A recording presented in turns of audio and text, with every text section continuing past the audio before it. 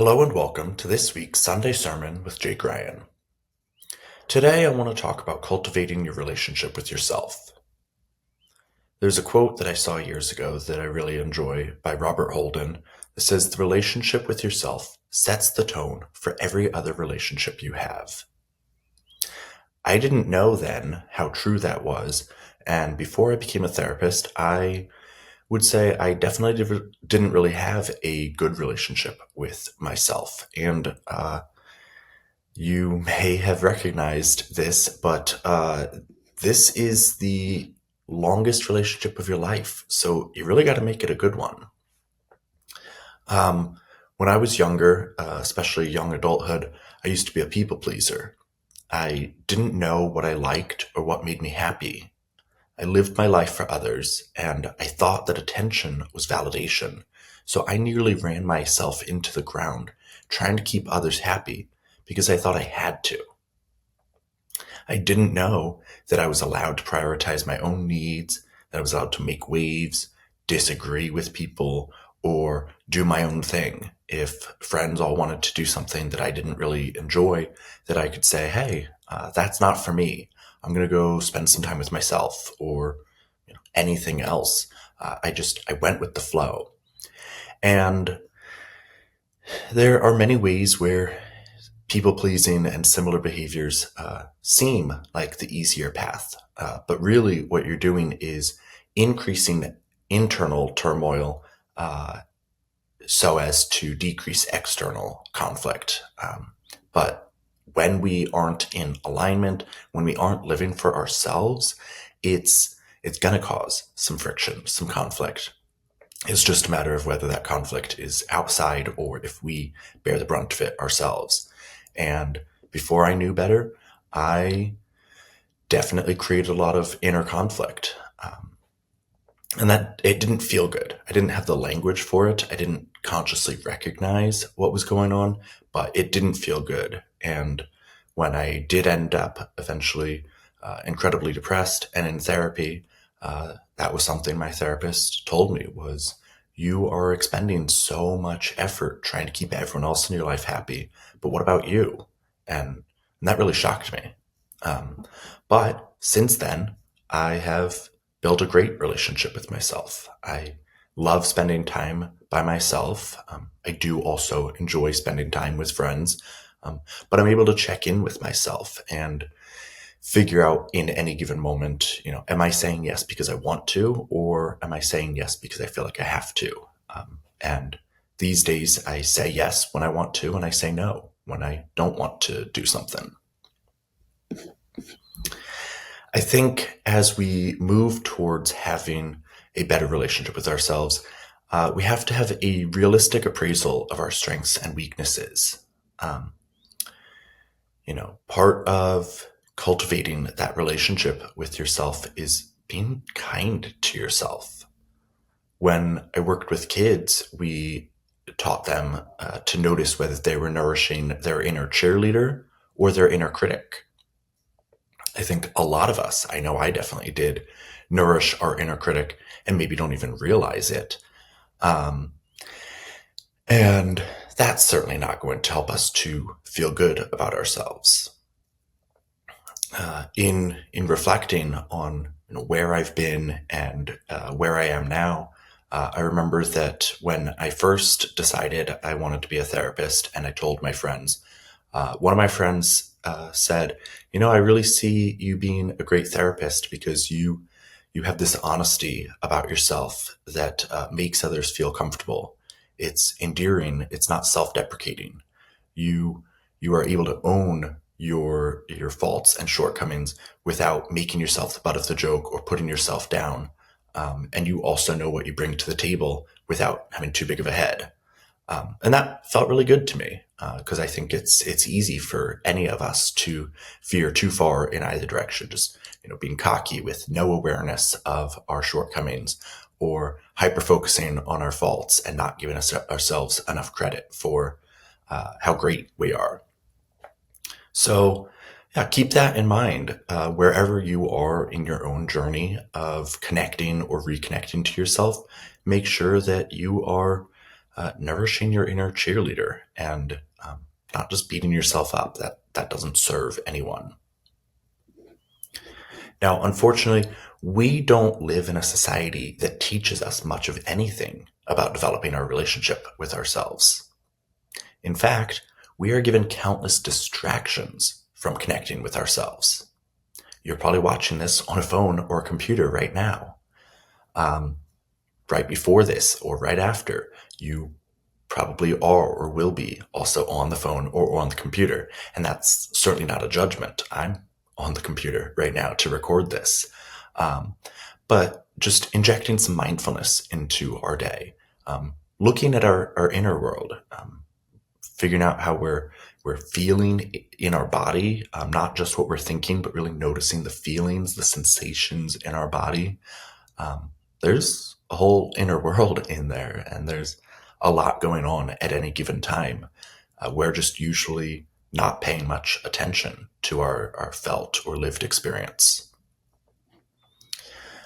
I was raised Christian, or more specifically Catholic, and among my many reasons for not necessarily supporting or subscribing to Christianity is that, to me, it feels very disempowering.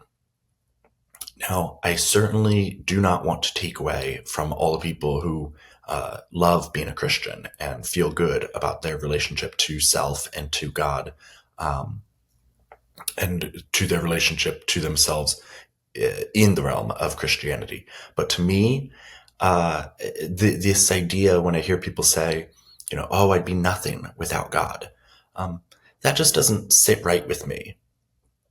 I think it's important, if you believe in a higher power, and I certainly do, just not the Christian God, but make sure that your belief structure still gives you value. I don't believe that I'm nothing and that my higher power is everything. I think each of us are a god or deity in our own way, and that our work is to get back to our true nature.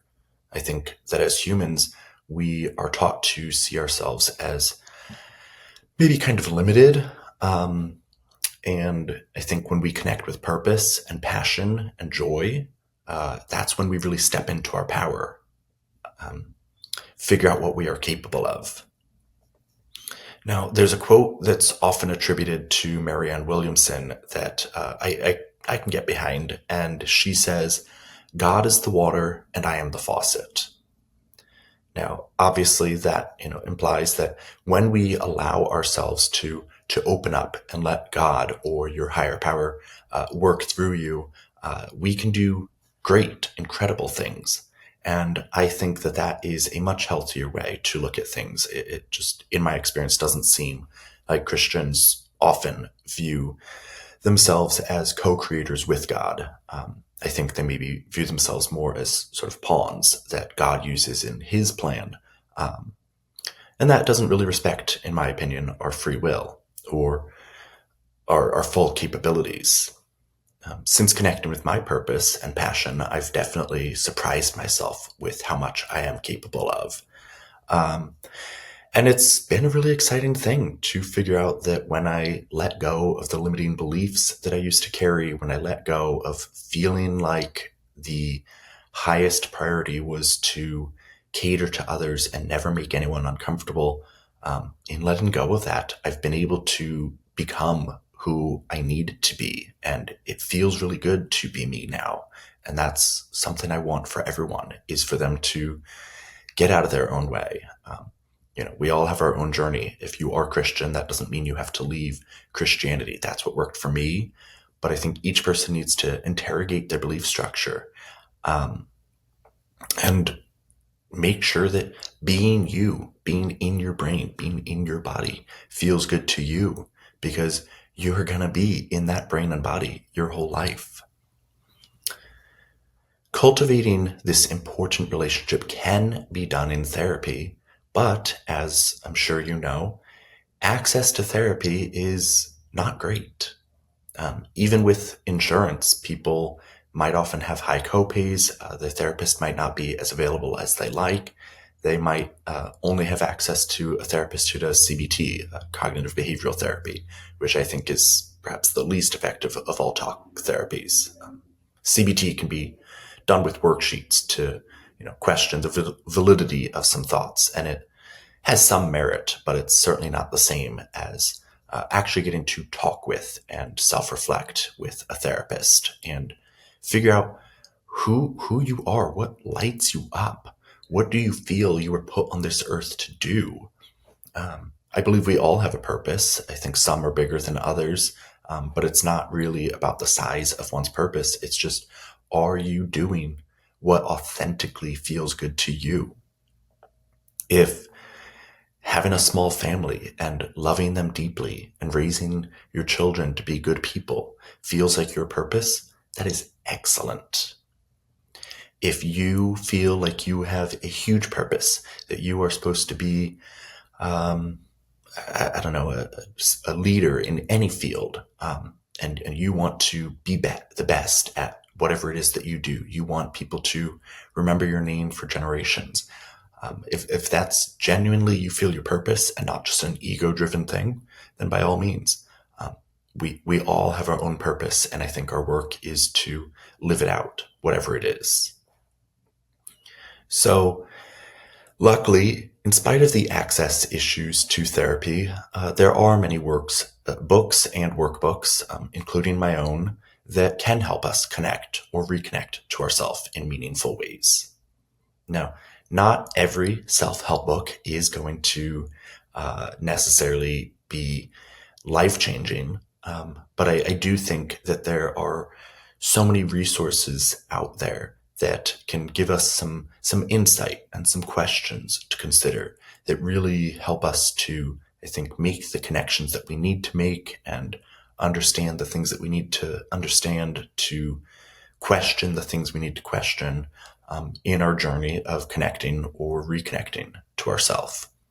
And this is absolutely a worthwhile pursuit, because being softer with yourself helps you to be softer with others. This is supported by the converse of that, which is that if you aren't nice to yourself, if you have a tumultuous relationship with yourself, that's going to spill out into how you treat others. So I truly believe that we heal the world by healing ourselves first. And I've lately come to realize that my opinion of healing yourself is really just reconnecting to yourself. As I said, the world is so good at taking us away from ourselves.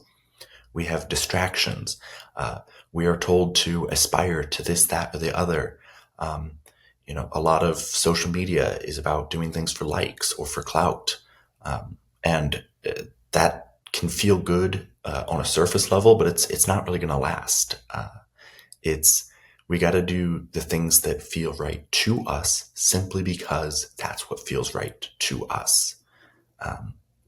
And I think that when you figure out who you are meant to be and you get back to your true nature, there's no more performance. There's no anxiety about, am I good enough? Because you'll know, yeah, I'm being me, and there is nothing wrong with me. Again, that's something, maybe it's been 15 years now, but 15 years ago, me never would have thought that I could sit here and authentically say that I believe that there's nothing wrong with me. I was definitely in a dark place and didn't feel good about myself then. And that's because I believed the messages the world told me then about who I was and who I should be. And now I know that a lot of that is lies and propaganda, and that I am who I am. I want that for you. I want you to have the space, to create the space, to let go of all the BS and just be with yourself and to enjoy that. Work is a big part of our lives, and it is, I think, one of the main distractions we have from connecting to ourselves. I think often we feel we have to put so much of our energy into our jobs, and I can certainly relate to that. I love my career, but I think not everyone has a career that necessarily connects to self the way that mine does. And so if you have a job that is, let's say, marketing or sales, it might not necessarily reflect who you are as a person. It might use some of your strengths, but with, as expensive as the world is these days, you might feel driven to have to put so much effort into work just to make ends meet or to live a comfortable life. And then, of course, we might feel guilty about not having any work-life balance. And so I want to remind you that work-life balance is also a lie. There is no balance. There are too many parts to our lives. Our time is finite, and we live in a culture right now where work asks way too much of us. Most jobs, yeah, I feel comfortable saying most. I have so many friends, I've seen so many clients who have struggled with the demands of their job, and their personal relationship with themselves, their relationships with friends, with family, with romantic others suffers because of the demands of jobs. And the audacity is at an all-time high with work. They will expect you to bend over backwards to put in upwards of 80 hours a week at a $40 a week salary. And at the end of the day, it is just a job. If you died today, they would replace you tomorrow. Or these days, make your coworkers pick up the slack. But the point is, work rarely values you. You are just a cog in the machine to them. And you belong to yourself before you ever belong to anyone else. So the practical application of this is, to the best of your ability, making sure that you don't get fired, especially if you don't have a safety net or a backup plan. But try to pull back from work. Do not be as available as they think that you should be. I am a neurodivergent person. I have anxiety. I have depression at times. My brain doesn't always function the way that I want it to. And so part of my work was setting up a schedule that allows for me to be productive when I have it in me to be productive, and to rest when I need to rest. And sometimes it's frustrating that I want to work on a project or I have a deadline and my brain or body are just not ready to get on board. And now I'm in a place where more often than not, I can honor that in the moment. Is if I need some sleep or just to rest, I can. Because work will expect you to push through whatever you're feeling at times, because their bottom line is all that matters to them. But you were not put on this earth to care about some company's bottom line. You were put on this earth to love, to enjoy being alive. And capitalism gets in the way of that. But like I said, as much as you can, I want you to find a way to honor yourself throughout your workday. If you need to be 10 minutes late to a meeting or miss it altogether because you need to stretch or take a walk outside or do anything else that just feels right to you, I want you to get to a place where you feel comfortable doing that and recognize that that is the best thing that you can do for yourself, is to honor your needs. Your needs are always valid. And when we take care of ourselves, we can have a better relationship with others. It all starts with you. Treat yourself as a person of value. Treat yourself as a person you love. Treat yourself as a person who deserves good things, because you are that and so much more. I know a lot of the messaging in our world does not tell you anything like that. And that's why it feels so important to me in this moment to tell you that you are so much more than most people, perhaps even in your life, have treated you up to this point, perhaps even than how you have treated you. But, imagine that my belief that we are each our own God is true. Consider that, even if it feels uncomfortable or flat out false to you. Sit with that possibility that you are deserving of worship and special treatment, Again, not that you are better than anyone else, but that you deserve joy and rest and peace and happiness. And I think that when we start by believing those things, truly, truly doing the work of allowing ourselves to sit in full belief of that, all good things come from there. Until next time, I'm Jake Ryan. Please take care of yourself.